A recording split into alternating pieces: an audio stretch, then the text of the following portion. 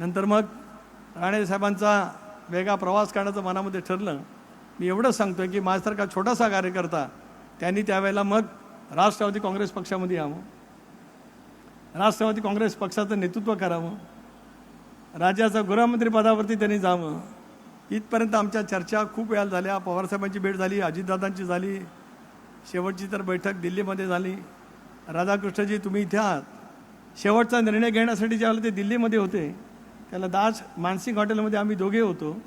रात्री 2:45 वाजता आपले पिताश्री आले, बाळासाहेब विखे पाटील साहेब, आणि बाळासाहेब विखे पाटील साहेबांनी त्यांना अहमद पटेल साहेबांकडे नेलं.